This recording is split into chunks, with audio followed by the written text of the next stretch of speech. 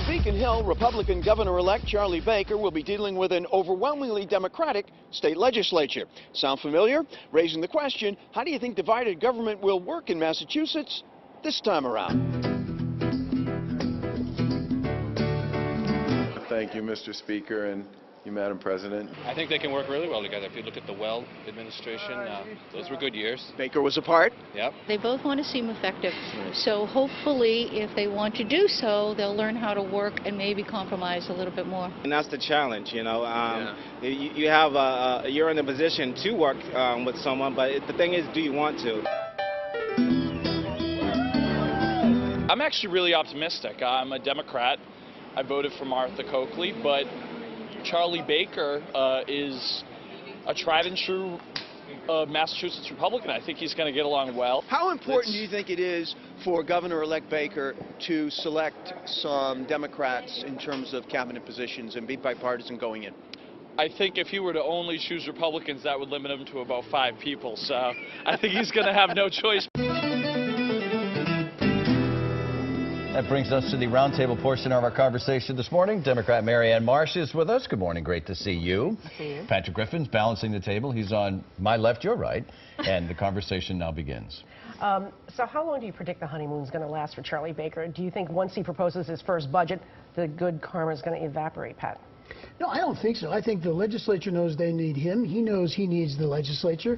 The relationship, this magic relationship that's supposed to happen, relationships don't happen that way. They're going to have to work together. They're going to have to work things out. Unless the legislature wants to spend all its time trying to override vetoes, it will be a difficult session if they do. Well, do you think the budget's going to be the watershed moment for Charlie Baker's relationships with the Democrats? I mean, that's the most likely one, but what about welfare reform? I mean, that's something that Charlie Baker ran on, and Democrats don't think it's an issue that needs to be dealt with. And he played that card when he was Secretary of Health and Human Services. Many of those same people are there today, and they dug their heels in even more. So that's the one I'm going to watch for. So let's advance on that. You know, let's look at a handful of things. Charlie Baker ran on his resume as a CEO. He knows the State House players, obviously. He knows Beacon Hill politics, obviously. So what, if anything, that would seem to be a formula for success. So what's missing from that? Well, you know, the thing about Baker is he's going to do things that Democrats oppose, right? So the question is, how does he handle that? How many fights is he going to pick, and what's he going to pick as a fight? That's what I'm looking for. He's gotten out of the gates fast to define his administration and try to define the Republican Party. He's been more successful at the former than the latter. Now, the fact that the Republican Party is bucking him could make him look reasonable by comparison, or it could be a huge liability down the road. Patrick, let me just say that the nature of the question may not be exact. Isn't that a formula instantly for success, that Baker formula I just laid out? Well, I think that the governor's-elect's first appointment was a Democrat, right. And I don't think that happened by accident. I think you'll see more of that. It's very clear he's looking for talented people. But look, there are going to be differences fundamentally. I think what Charlie Baker's got to try and do is fix precisely what people are angry about in Washington, which is not getting stuff done, whether it's welfare reform or agreeing on the budget. People in Massachusetts want to get things done. Well, they want the right things to get done. Well, they want the right things done. And that's where the fight's going to be. And that may be where they fight. But at the end of the day, I think you've got an ability in this governor-elect to work things out. We'll have to see. Let's move over to the Senate. Senator Stan Rosenberg is about to become the next Senate president. He's a bit more liberal than Therese Murray, who's the current outgoing Senate president. But Rosenberg has a long-standing relationship with Baker. He was with Ways and Means when Baker was Administration and Finance.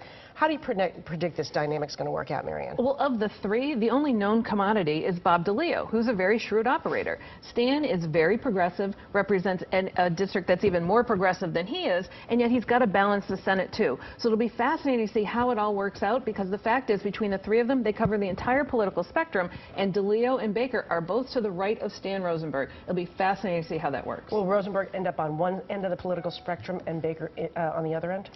Look, when we talk about degrees of liberalism or to the left, I mean, let's face it, almost everyone Charlie Baker's going to deal with in the legislature is pretty far out on that left limb. So I think that he and Stan Rosenberg have a good working relationship. I bet they work it out. All right, I want to talk about Governor Michael Dukakis, and he finally got recognition that was long deserved, but in his ever realistic and humble manner, here was his reaction. Listen to this. I don't think anybody will stop calling this South Station, quite frankly. How many different names have we had for the Boston Garden? Still the Boston Garden, isn't it? But I really am very grateful. You know, he's absolutely right. And if you don't know the story, South Station is now going to be named the Governor Michael Estekakis Transportation Center. Are we surprised at all that he accepted it in the humble fashion within which he accepted it? Do I look surprised? No. I ran into him once. He had 2 huge ring binders with him, and I said, Yeah. Governor, wow, who needs to go to the gym with those ring binders? He goes, well, Marianne, I'm really not a weightlifting guy, more aerobics. I like speed walking with like 2-pound weights. So those were his 2-pound weights. Right. Huh? My understanding was that he actually turned down the opportunity to have it initially, and they finally talked him into it. Yeah, listen, I think the bottom line was they had to name it after somebody. He's the guy that saved the place.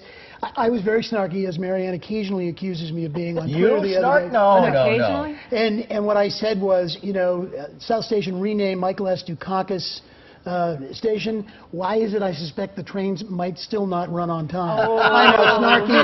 vicious. Well-deserved, gracious, humble. And that's when I fly to Washington, I say to everybody, I'm going to National, not Reagan. Not Reagan, you're going to National. You still won't call it. You Which just is- can't bring yourself. And parenthetically, let me add that he and Kitty, I believe, took the train to South Station. Yeah. Well, he took the Green Line to the State House. To work all the time. All the time. Absolutely. All the time. We continue on the record. Stay with us.